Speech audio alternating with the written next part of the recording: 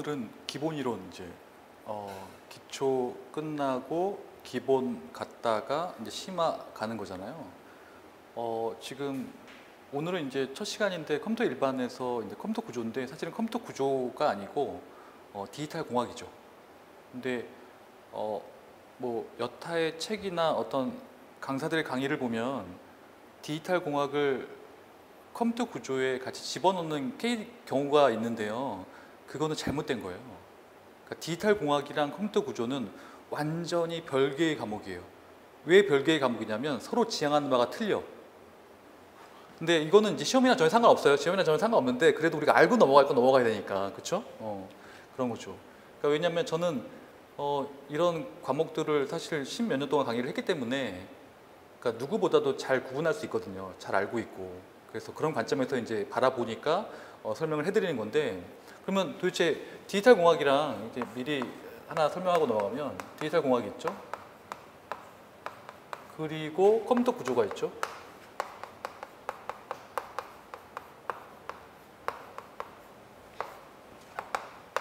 얘네는 완전 별개의 과목이야. 그러니까 얘네 목적은 같아. 목적은 디지털 컴퓨터를 만들기 위한 거예요.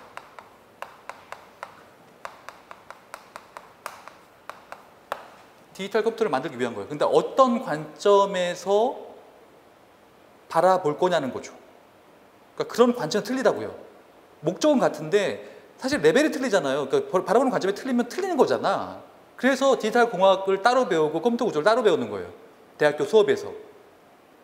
근데 이제 뭐 이렇게 여타의 사람들은 잘 모르니까 그냥 뭉뚱그려서 설명을 하고 있는데 그렇진 않아요. 전혀 그런 게 아니야. 별개의 과목이에요.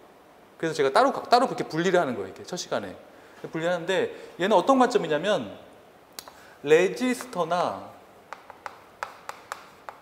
게이트 관점에서 바라보는 거예요. 그리고 컴퓨터 구조는 프로세서 관점에서 바라보고 있는 거예요. 그러니까 레지스터는 뭐냐면, 레지스터 아시죠? 레지스터, 임시 기억 장치. 그 다음에 디코더, 엔코더, 먹스, 디먹스 그런 거 있잖아요. 그런 관점에서 바라보거나 그거를 조금 내려가지고 게이트, 엔드 게이트, 오아 게이트 관점에서 바라보는 거예요. 아시죠? 이렇게 얘가 이렇게 만들 수 있잖아요. 그리고 얘는 이렇게 만들 수 있고, 얘는 뭐냐면 CPU나 메모리나 이런 것들. 컴퓨터 구조는 그런 관점에서 바라보고 있는 거예요. 완전 틀리죠, 바라보는 게. 어떤 개념인지 아시겠죠? 이거는 적어도 알고 우리가 이제 시험 문제랑은 상관없지만 알고 넘어가야 되는 부분인 거죠. 근데 이제 요거를 조금만 더 밑에 내려가면 게이트 같은 경우에는 트랜지스터로 만들어지거든요. 그 트랜지스터는 전자공학 관점이에요. 바라보는 게 틀려. 그래서 전자공학, 디지털공학, 컴퓨터 구조가 있는 거죠. 뭘 만들어? 디지털 컴퓨터를 만들기 위해서 바라보는 거죠. 사실 저는 개인적으로 시험 문제가 이런 부분들에서 나와야 된다고 생각하거든요. 그러니까 이해하고 있고 공부했으면 맞출 수 있는 문제들인 거잖아요. 근데 막 사실 보시면 아시겠지만, 사실 이제 기출문제 보시면 아시겠지만 쓸데없는, 그러니까 그 레벨이 의심스러운 문제들이 좀 있어요, 몇 개. 그런 것들 필요 없이 이런 것들을 내면 참 좋을 것 같아요. 어떤 관점에서 바라보고 있느냐, 그런 거잖아요, 그렇죠? 이렇게 됐나요? 이렇게 보시면 되고. 그래서 첫 시간에는 디지털 공학인데, 오늘 배울 내용은 진법 변환부터 자료의 표현, 디지털 논리, 논리 회로까지이고요. 오늘 같은 경우에 조합 논리까지 하고 그 다음에 이제 심화 가서 순차 논리 회로들이 이렇게 존재해요. 그래서 그런 것도 순차 논리가 좀 어렵거든요. 그렇게 어려운 부분들은 심화 쪽으로 뺐는데, 일단 기초랑 겹치는 부분이 아까 말씀드린 것처럼 있기 때문에 한 3분의 1 정도 겹치니까, 그러니까 기초를 들었던 분들은 기초 부분은 쉽게 넘어가시면 되고 나머지 부분들을 주의 있게 보시면 된다라는 거죠. 여기 보시면 우리가 이제 배웠던 내용들이잖아요, 그렇죠? 비트, 바이트, 워드, 이제 아는 내용들 있잖아요, 그렇죠? 근데 이제 보시면은 워드 같은 경우에는 좀 잘못 표현되어 있는데 32비트가 아니고 32비트 컴퓨터에서는 32비트고 64비트 컴퓨터에서는 64비트다. 그러니까 워드의 정의는 바뀔 수 있다라고 제가 설명드렸죠. 요거 기억하시고. 그리고 하나만 추가적으로 말씀드리면 이거는 좀 뜬금없는 얘기지만 컴퓨터에서는 사실 이진법으로 돼 있어서 그러니까 0과 1 두 개의 숫자만 사용할 수 있기 때문에 이제 그러니까 0과 1은 이진법인데요. 그러니까 그걸 다르게 표현하면 상태가 딱 두 가지인 거예요. 근데 요새 나오는 뭐 다른 양자나 다른 컴퓨터들 보면 상태가 막 네 가지 막 그런 식이 되거든요. 그러면 좋은 점이 당연히 두 가지로 하는 것보다 훨씬 더 많은 정보를 저장하고 속도도 빨라지는 거예요. 그런 개념인 거예요.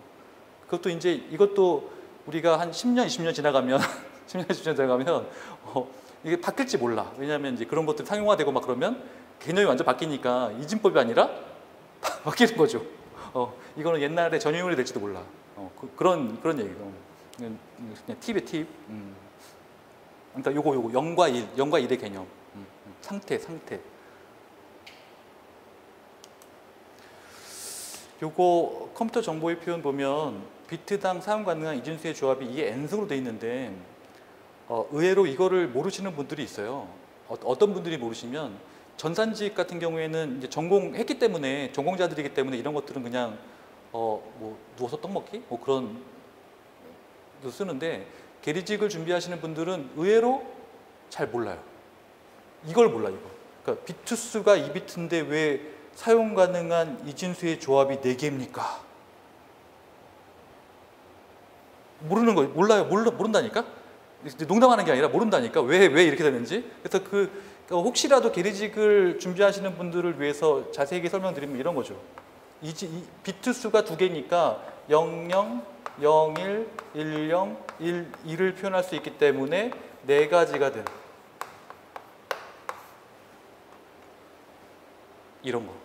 되게 쉽겠지만 혹시라도 그 친구들을 위해서 설명을 해드린 거고, 이거 기억나시죠? 단위 시험 문제에 뜬금없이 나올 때 있다고. 그러니까 아래쪽으로 그리고 위쪽으로 제가 나중에 한번 정리하겠다고. 그렇죠? 기억나시죠? 이런 것도. 그리고 여기 나와 있는 거 기본적으로 아셔야 돼요. 킬로, 메가, 기가, 테라. 이거는 기본적으로 아셔야 돼요. 됐나요?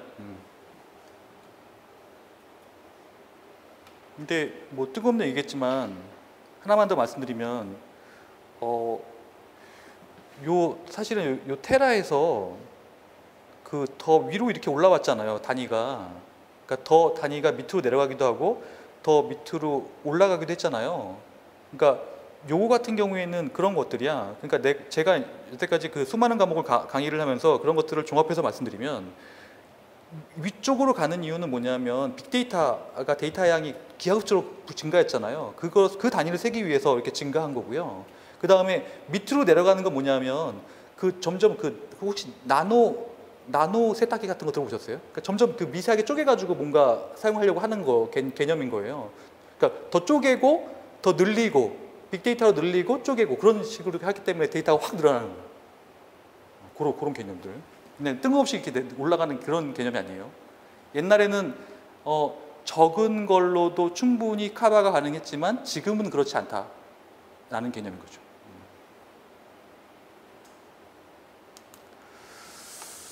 자, 그리고 이제 십진법은 되게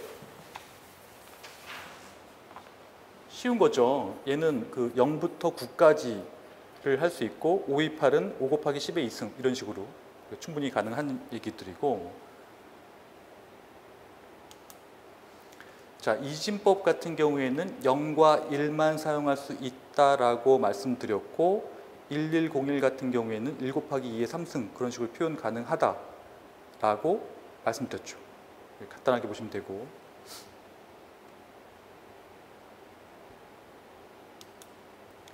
그래서 요거 말씀드리면 10진법과 이진법 비교 보시면 이건 이제 전산직 하시는 분들은 누구라도 알 수 있는 내용이에요. 근데 계리직이나 그러니까 군무원이나 이게 잘 모르시는 분 관점에서 보면은 이것도 뜬구름 잡는 얘기야. 도대체 왜 이렇습니까? 라는 거죠. 근데 이게 일단 가중치의 개념을 아셔야 되는데 이거는 사실 표현이 잘못되어 있어요. 왜냐하면 이게 이렇게 무조건 이렇게 돼 있으면 안 돼. 가중치가 8, 4, 2, 1일 때만 이게 가능한 거예요. 만약에 뭐 2421이나 뭐 그런 다른 코드도 충분히 가중치가 있거든요. 굉장히 많은 코드들이 있는 거 아시죠? 그거 사용하잖아. 그러니까 얘 가정이 잘못돼 있어. 8421 가중치가 있을 때 요거일 때 요게 동작하는 거죠. 그러니까 8421이니까 여기가 1이니까 1이 되는 거고 2니까 2가 되는 거고 1하고 2하고 있으니까 3이 되는 거고 4니까 4가 되는 거잖아요. 이런 개념들. 그러니까 요거. 그러니까 시험 문제에도 제가 봤을 때는 좀 그래. 그러니까 가중치가 8421 코드일 때 맞는 것은 인 거죠. 근데 이제 무작정 이런 거를 가정하고 있잖아요. 그죠? 그거는 좀 잘못된 표현이다.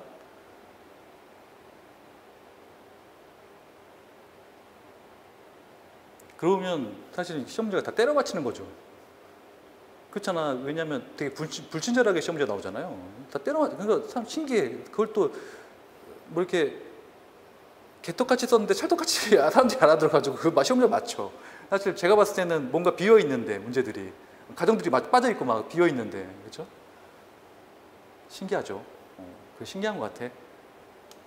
공부를 되게 열심히 했다는 뜻이에요, 그게. 기계적으로.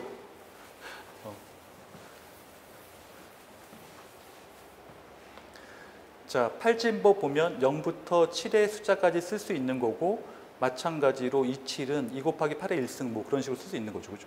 쓸 수 있고 그 다음에 이런 것들 그러니까 이진화 팔진수 보면 그러니까 이진법을 얘는 이렇게 8421 코드가 아니라 지금 3비트씩 쪼개서 이렇게 표현을 하고 있는 거잖아요. 그러니까 7까지 표현하고 7에서 넘어갈 때 8까지만 표현하는 거니까 이렇게 넘어갈 때 이렇게 가는 거죠. 3비트씩 쪼갠다라는 게 포인트예요.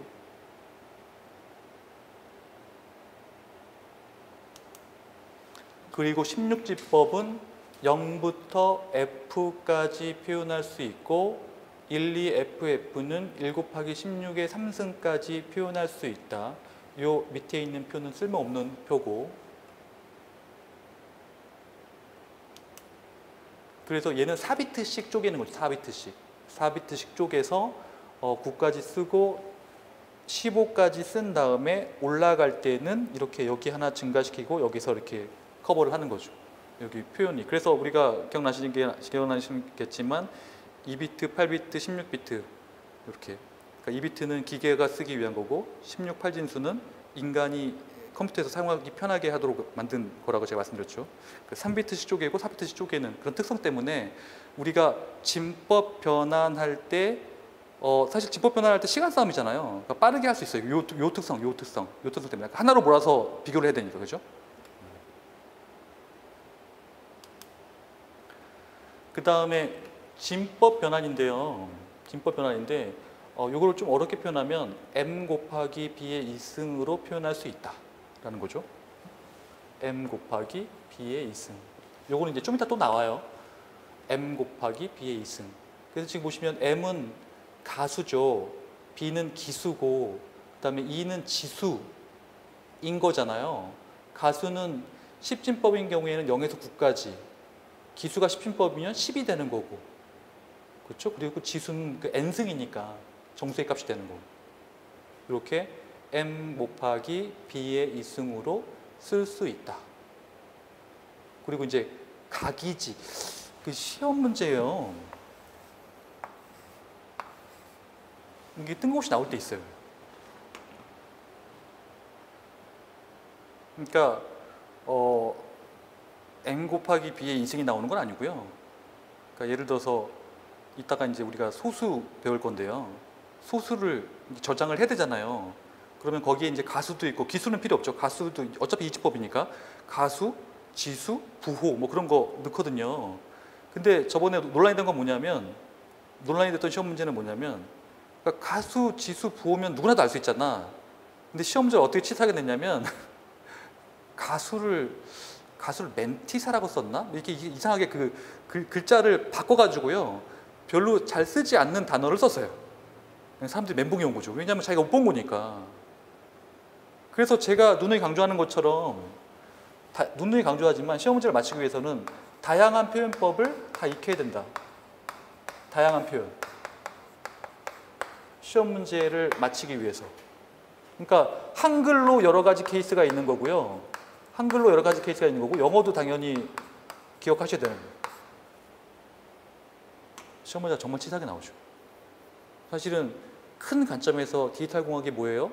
컴퓨터 구조가 뭐예요를 물어봐야 되는데 데이터베이스가 뭐예요? 그런 걸 물어봐야 되는데 정말 쓸데없는 치사한 문제들이다. 근데 우리는 이제 공부를 맞춰야 되잖아. 이런 것들에 떨어지면 안 되니까. 그러니까 나중에 이것도 정리를 해드릴게요. 가수의 다른 표현은 뭐가 있고 기수의 다른 표현은 뭐가 있고 지수의 다른 표현은 뭐가 있는지 정리를 해야 돼. 이런 게 시험 문제 나왔어요. 그러니까 이렇게 뜬금없이 나와요. 그러니까 보시면 아시겠지만 그러니까 이런 식으로 따지면요. 공부하는 모든 것들이 다 시험 범위에 포함되어 있는 거예요. 그냥 우리가 봤을 때는 그냥 그러네 그래서 이렇게 넘어가잖아요. 근데 시험은 엉뚱하게 나와. 그죠? 이렇게 나올 거라고 누가 생각했어? 가수가 다른 이름으로 나와가지고 우리 열심히 가수, 지수, 부호 외웠는데 그렇잖아요. 그게 시험 문제 패턴이야. 걔만 그런 게 아니었어요. 걔만 그런 게 아니었어요. 여태까지. 무슨 말인지 아시겠죠? 잘 기억하시고요.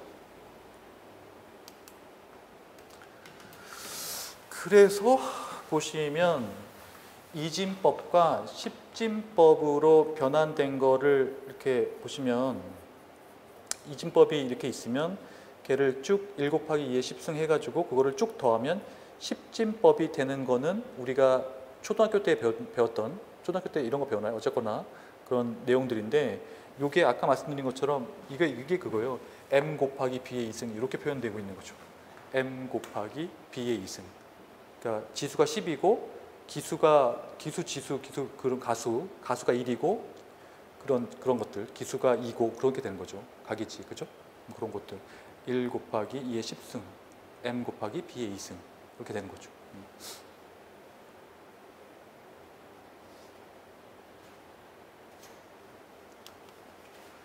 그 다음에 십진법에서 이진법으로 변환하는 건데요. 그냥 우리가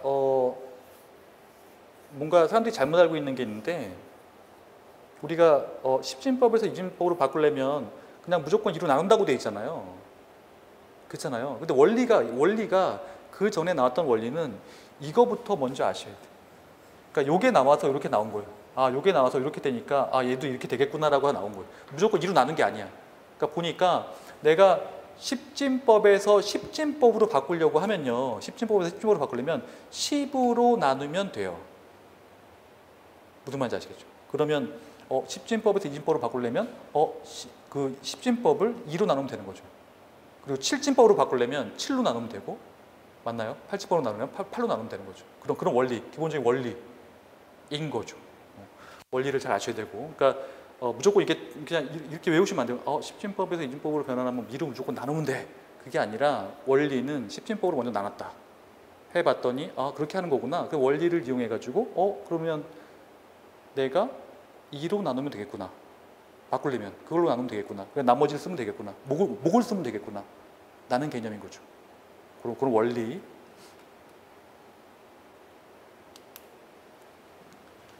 그 다음에 십진법에서 팔진법으로 변환하는 거는 1, 4, 6, 3, 8을 2 곱하기 8의 3승 이런 식으로 해가지고 다 더하면 1, 4, 1, 9가 되는 거잖아요. 요거는 이제 우리가 기본적으로 아는 내용인 거고 마찬가지로 십진법에서 팔진법으로 바꾸려면 8로 나누면 된다. 그렇죠? 8로 나누면 된다.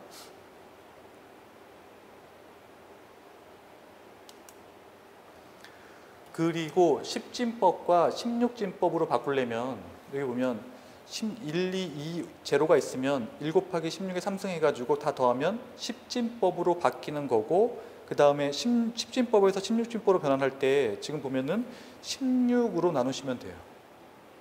근데 이거를요 이렇게 실제로 해본 적 있나요? 이렇게 눈으로 보면 알잖아. 그렇죠? 여기 보면 제가 이렇게 잘 정리돼 있잖아요. 그죠? 눈으로 보면 잘 알잖아. 실제로 해보신 적 있나요? 요거 많이 해봐야 돼요. 왜냐하면 시험장에 가서 파바박 해가지고 빡 나와야 되는데 갑자기 뭐 16 곱하는 것도 잘 몰라가지고 갑자기 이거 안 되면 안 돼 이거 이런 것들 무슨 말인지 아시겠죠? 해보셔야 돼요. 이거 아는 연습으로 주기적으로 해보셔야 돼요. 무슨 말인지 아시겠죠? 그런 얘기들. 연습이 답이다. 그리고 지금 보면 이진법, 팔진법 간의 변환 보시면 요거 3비트씩 그룹화 하는 거 아시죠? 그렇죠? 이진법에서 팔진법으로 바꾸려고 하면 이진법으로 팔진법으로 바꾸려면 원래는 이진법을 10진법으로 바꾼 다음에 다시 팔진법으로 바꿔야 되거든요. 그렇죠? 원래 그렇게 해야 돼. 근데 그렇게 하려면 시간이 오래 걸리니까 이진법과 팔진법에 공통이 있으니까 그 공통을 뽑아냈는데 그게 뭐냐면 3비트씩 쪼개는 3비트씩 그룹화. 그러니까 나열된 거를 3비트씩 바꿔서 10진수로 바꾸면 끝 나는 거죠. 거꾸로도 마찬가지예요. 거꾸로 이렇게 1374 돼 있으면 얘를 3비트씩 이진수로 바꾸는 거예요. 3비트씩. 3비트씩 이진수를 바꿔서 걔네들 쫙 연결해 주면 이진수가 되는 거죠. 요거. 이 특성은 정말 중요해. 그러니까 어떤 측면에서 중요하냐면 그러니까 이런 시험 문제가 나올 때가 있어요. 이렇게 각 진법, 10진법, 2진법, 8진법, 16진법으로 이제 시험 문제가 나와요. 보기가 4개야. 그리고 숫자가 써져 있어. 이 중에 틀린 것은, 그러니까 값이 다 같은데 하나가 틀려요. 그 틀린 것도 막 틀린 게 아니라 0점 몇이 틀려. 찾아내기 진짜 힘들거든요. 그럴 때 어떻게 하냐면 수를 하나로 통일하는데 그때 이게 엄청나게 정말 효자 노릇을 하네. 막 갑자기 내가 바꾸는 거 쉽지 않아요. 이거 없으면 바꾸는 거 쉽지 않아요. 시간 오래 걸려. 그렇잖아요. 그러면 아시겠지만 뭐 8진법이나 16진법 그런 걸로 하나 통일해가지고 이제 쫙 바꾸면 딱 끝나는 거예요. 됐나요? 요거 효자 한번 해보세요. 하나 더 팁을 드리자면 이런 거예요. 여기 이렇게 돼 있잖아. 요걸 요대로만 보시면 안 되고요. 요걸 요대로만 보시면 안 되고 이런 거야. 예를 들어서 0, 0, 0, 1, 1, 그 다음에 이렇게 될게요. 1, 그 다음에 1, 딱 돼 있으면 이렇게 되는 거잖아요. 3비트씩 이렇게 쪼개잖아. 얘는 3비트 쪼갰어요. 얘는 어떻게 해? 앞에 0 2개 붙이는 거. 그리고 얘 뒤에 0 이렇게 붙이죠. 요거 3비트 쪼개는 거. 요거 헷갈리면 안 돼요. 왜냐면 소수점으로 나와요. 이제 시험 문제가 너무 쉬우니까 소수점으로도 내기 시작했어요. 그러니까 3비트 쪼개려면 이렇게 쪼개면 돼요. 됐죠? 요거 헷갈리지 말고.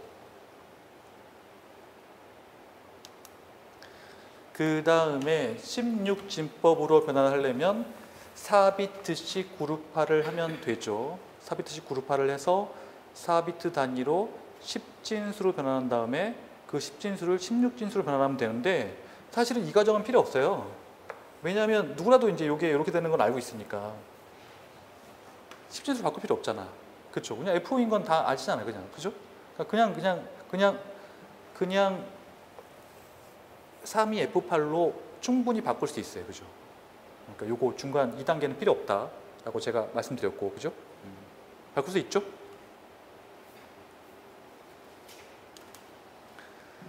그 다음에 16진법에서 2진법으로 변환하는 걸 보면 일단 C4D2를 10진수로 변환하는데 사실 10진수로 변환할 필요 없죠. 그냥 바로 2진수로 변환하죠. 이벤트죠. 2진수로 이렇게 4자리씩 2진수로 변환한 다음에 그걸 그냥 묶어주면 되죠. 뭐 쓸모없는 과정인 거죠. 되죠? 충분히 가능하잖아요, 이거. 그렇죠? 이렇게 하시면 된다. 그리고 이제 이런 거. 그러니까 C가 1100이고 D가 1101이라는 건요. 사실 이렇게 해보면 알잖아요. 가중치 넣어가지고 그러면 안 돼. 그냥 무조건 머릿속에. 그거는 그냥 우리가 그냥 공부할 때 하는 거고 그냥 머릿속에 그냥 딱 한번. 왜냐하면 지금 시간 싸움이라니까. 1초가 아까울 때 지금 내가 8421 그거 공부하고 있으면 안 된다. 8421 공부하고 있는 게 아니라 8421 그 계산하고 있으면 안 된다고. 딱 나와요. 이렇게. 시간을 2초 아낌. 됐죠? 요거 기억해 두세요. 자, 그리고 8진법에서 16진법으로 변환하는 건 예를 들어서 8진법이 5323 있으면 걔를 3비트식으로 바꾸면 101로 바꿀 수 있고 걔를 4비트로 재분할하는 거죠. 그리고 16진수로 바꾸면 끝나는 거죠. 이렇게. 됐죠? 3, 4로 쪼갠다는 거. 그리고 16진법에서 8진법으로 변환하는 건 일단 4비트로 쫙 나열하고 그 다음에 3비트로 재분할한 다음에 걔를 8진수로 바꾸면 끝나는 거죠. 됐죠?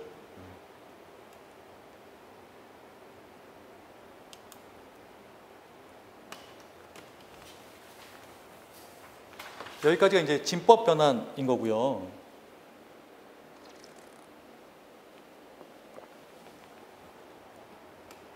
자료의 표현 보시면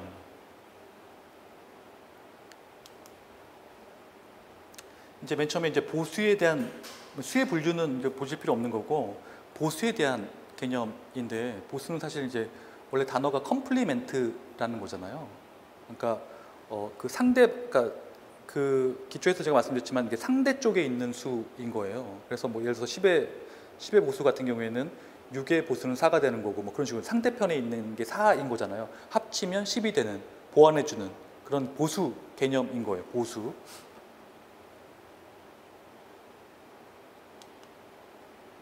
여기 보면 그래서 어원적 의미가 보완이라는 개념을 띠고 있는 거고 R- 그러니까 R진법 보세요. R진법 보시면 R진법에서 R-1의 보수가 있고 R의 보수가 있는데 이게 뭐냐면 10진수에서는 R-1이면 9의 보수잖아요. 9의 보수하고 10의 보수가 있고 20법에서는 2의 보수하고 1의 보수가 있다. 근데 우리가 사용하는 건 요거예요. 10의 보수하고 2의 보수를 사용해요. 근데 9의 보수하고 1의 보수가 왜 필요하냐면 보수를 만들기가 되게 편해요. 이렇게 되면. 그래서 여기다가 플러스 1만 하면 되거든요. 그러면 이렇게 가거든요. 이렇게. 무슨 말인지 아시겠죠? 왜 이 보수 안 사용해요? 사용해요. 이 보수 그럼 바로 사용하면 되잖아요. 근데 만들기가 좀 그래요. 그러니까 플러스 1이라는 개념 때문에 생각하면 복잡해. 그러니까 차라리 1의 보수 만들고 거기다 플러스 1 하면 편하잖아요. 왜냐면 1의 보수는 되게 쉽거든요. 비트 반전이나 9의 보수는 9에서 빼면 되니까. 어떤 느낌인지 아시겠죠? 그러니까 그런 관점에서 R-1의 보수가 사용되는 거예요. 됐나요?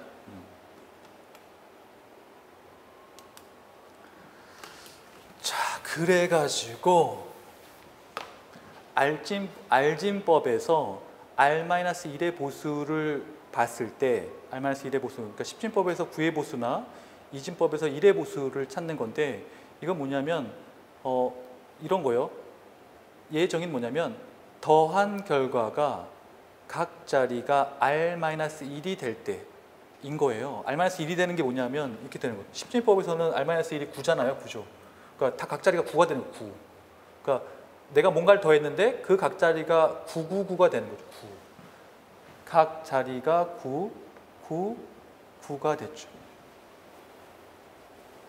그래서 이거를 쭉 뺐더니 여기 보면은 얘를 100-1로 바꾼 이유는 뭐냐면 나중에 뒤에 Rn-1이 나오거든요. 그것 때문에 그런 건데 그거를 이제 무시하시고 B는 999-237 하면 그냥 반대쪽에 있는 수가 나오는 거죠. 762가 나오는 거죠. 됐나요? 요거 얘기.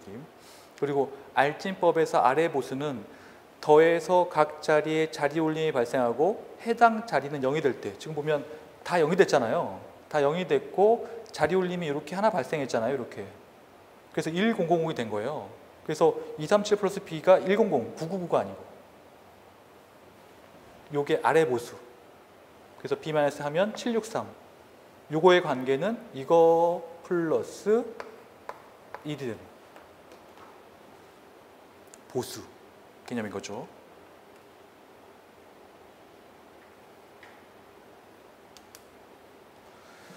그래서 이제 이거를 좀 복잡하게 설명드리면 R진수에서 R-1의 보수는 내가 Rn-1-n으로 표현할 수 있다라는 거고요. 있다라는 거고, 여기 보면 요 R은 알진법이고요.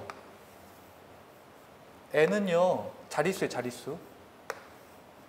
그리고 N은 임의의 정수. 내가 만들고자 하는 수, 정수. Rn-1-N이 R진수에서 R-1의 보수예요. 이게 이제 복잡하게 표현하면 이런 거고, 이거를 간단하게 표현하면 10진수에서 9의 보수는 이렇게 되는 거죠. 999에다가 내가 원하는 숫자 정수를 546700이라는 정수를 빼면 돼요. 근데 이걸 거꾸로 봤더니 얘는 어떻게 된 거냐면 R의 n승 마이너스 1 마이너스 5467이고, 다시 봤더니 Rn 마이너스 1 마이너스 n이 되는 거죠. 거꾸로 갔더니 이렇게 되는 거죠. 이거는 우리가 그 전 단계에서 우리가 봤잖아요, 그죠? 기억나시죠? 전 단계 본 거잖아. 그래서 Rn 마이너스 1 마이너스 n을 증명한 거죠. 그리고 이진수에서 1의 보수 보려면 마찬가지로 간단하게 보려면 이렇게 비트 반전이 이런 얘기예요. 비트 반전이 똑같은 거죠. 그러니까 111에서 마이너스 내가 원하는 수를 빼면 비트를 반전시킨 효과랑 똑같아요. 비트 반전된 거. 그래서 이걸 봤더니 거꾸로 이렇게 되고 거꾸로 Rn 마이너스 1 마이너스 n이 되는 거죠. 됐나요?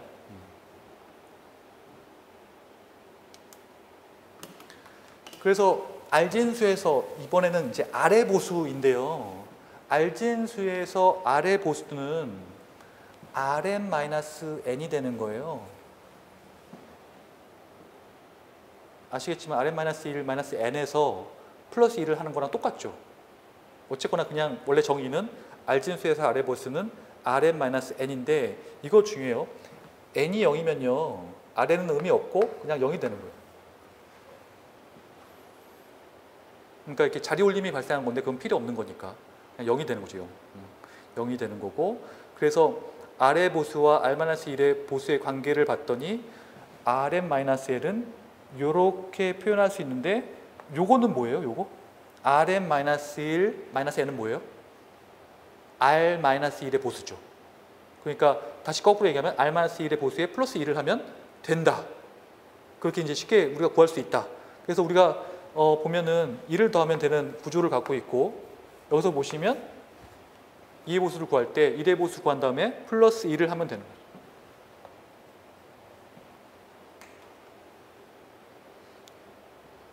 여기서 우리가 생각해 봐야 될 건 뭐냐면 시험 문제가 최근에 어떤 게 나온 게 있냐면, 사실 너무 쉽잖아요. 이렇게 구하는 거. 2의 보수 구하고 막 음수 표현, 의의 보수 구하는 건 이제 좀 이따 나오는데 음수 표현하는 거 그것도 되게 쉽거든요. 규칙이 있어가지고. 근데 중간에 이런 게 나와. 그러니까 요거하고 요게 주어지고 요거를 구하라는 게 나와. 이거 좀 생각해야 되거든요. 바로 이렇게 막상 닥치면 쉽지 않아. 이렇게 넘기고 그런 관점이 아니라, 그게 만약에 뭐 2의 보수 그 안에 뭐 이렇게 걔를 뭐 이렇게 2의 보수로 바꿨고 1의 보수로 바꾸고 막 그래 버리면 생각보다 쉽지 않아요. 생각을 좀 해야 돼.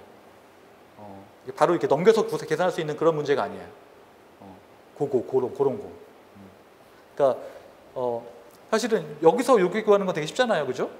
근데 요거 주어지고 이런 시험 문제가 나와요. 이런 문제들이 사실은 좀 허를 찌르는 거죠. 제가 말씀드리고 싶은 건 뭐냐면, 문제가 하나 있잖아. 그러면 그 문제를 다각도로 봐야 돼. 제가 여기서 말씀드리는 거, 두 번째로 말씀드리는 건 다각도. 다각도로 문제를 해석해 하셔야 돼요. 아시겠지만 기출에서 많이 나오는 거 아시죠? 기출 똑같이 나올 때도 있고 배형돼서 나올 수 있는데, 문제는 뭐냐면 그 하나의 문제를 다각도로 보는 것도 중요해. 물론 문제를 많이 푸는 것도 중요해. 근데 여러분들이 강사들의 모의고사를 보는 거는 사실 큰 의미가 없어요. 왜냐하면 그 모의고사와 실제 시험 문제는 완전 무관하진 않지만 완전 동떨어져 있어. 이상하게도 그 감독관이 시험 문제를 풀어보나, 감독관이래. 그 출제자가 시험 문제를 풀어보는다는 느낌도 들 때가 있어요. 왜냐면 완전 그러니까 누구는 그 많은 강사들이 시험 문제를 냈는데 비슷하게라도 맞춰야 되잖아. 그렇지 않다니까요. 그래서 학생들 대부분 중론이 뭐냐면 모의고사 의미 없다. 나는 중론까지 나오고 있는 시점인 거예요. 그러면 이때 우리가 전략을 어떻게 세워야 되냐면 기출이나 어떤 공부해야 될 거를 다양한 각도로, 다양한 용어와 그런 것들 그렇게 보셔야 돼요. 거기에 시간을 투자해야 돼. 그래야 시험 문제에 맞힐 확률이 높아. 무슨 말인지 아시겠죠? 그런 얘기예요. 무슨 얘기인지 아시겠죠? 다양한 각도랑 이런 것들이야.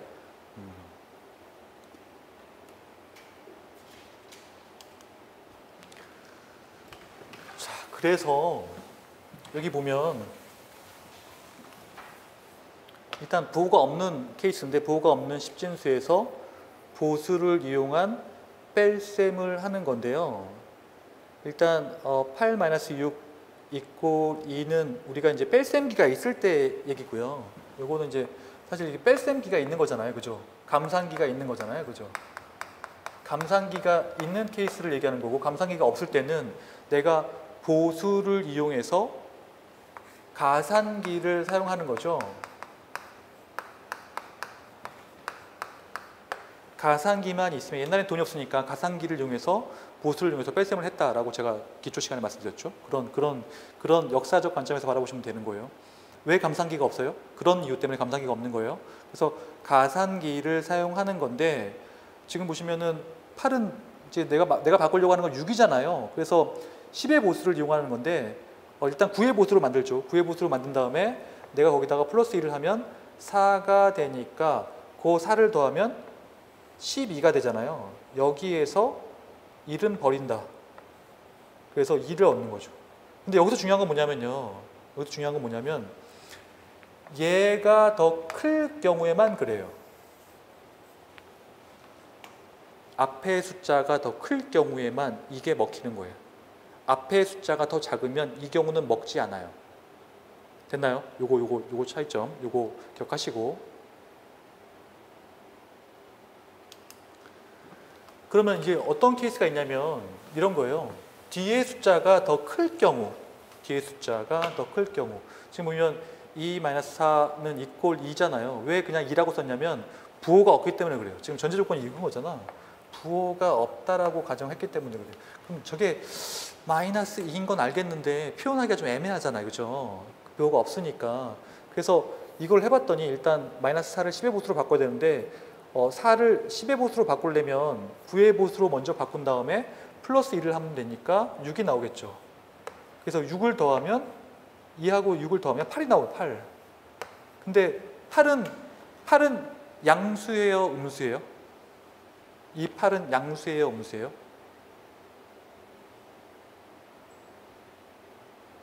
지금 보면 2-4 이꼴 2는 2가 음수잖아요. 그러니까 뒤에 수가 더 적으니까 이 8은 음수인 거예요. 그러니까 음수를 다시 내가 원하는 걸로 바꾸려면 보수를 취하면 되잖아요. 그러니까 원래 뭐 뜬금없긴 하지만 보수를 이용해서 음수를 만들 수 있으니까 이따가 이제 보수를 이용한 음수 나오거든요. 그럼 거꾸로 이제 보수를 취하는 거 이렇게. 그래서 10의 보수를 거꾸로 취해가지고 거꾸로 10의 보수를 취하면 2가 되니까 요 2인데 우리가 요거는 마이너스라는 걸 알고 있기 때문에 여기다 마이너스를 붙이면 끝나는 거죠 이렇게. 그러니까 요거는 이제 전제 조건이 있어요. 뒤의 숫자가 더 크다라는 전제 조건. 그리고 나온 결과가 음수인 걸 알기 때문에 그거를 보수로 바꿔서 마이너스를 붙이면 끝 나는 거죠. 요거 헷갈리시면 안 돼요. 그리고 부호가 없는 이진수에서 계속 전제 조건이 부호가 없죠. 이진수에서 보수를 이용한 뺄셈 보시면 얘는 지금 앞에 있는 숫자가 큰 거예요. 앞에 있는 숫자가 큰 거라는 가정하에서 어차피 지금 얘는 감산기인데 가산기를 이용하고자 한다면 0100을 1의 보수로 바꾸고 얘를 플러스 1을 해가지고 2의 보수로 바꾼 다음에 더하면 앞에 자리 올림이 발생하죠. 이렇게. 그럼 얘는 무시하고 나머지 0100만 취하면 되는 거죠. 얘는 앞에 숫자가 클 경우에 얘기되는 거고, 그죠?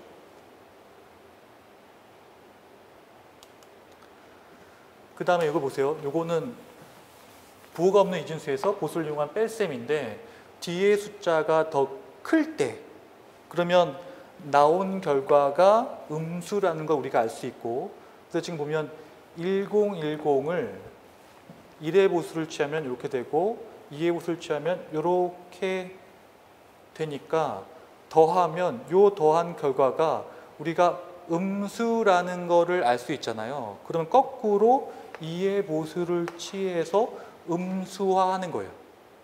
그래서 2의 보수를 취한 다음에 내가 보면 0011이니까 여기에다가 마이너스를 붙이면 땡 나는 거죠.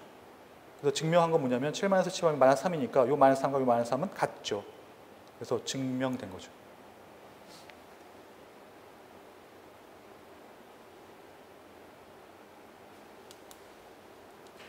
그래서 요거를 이제 정리하면요. 요걸 정리하면 부호가 없는 이진수의 뺄셈은 일단 이진수 1의 보수는 요거 비트 반전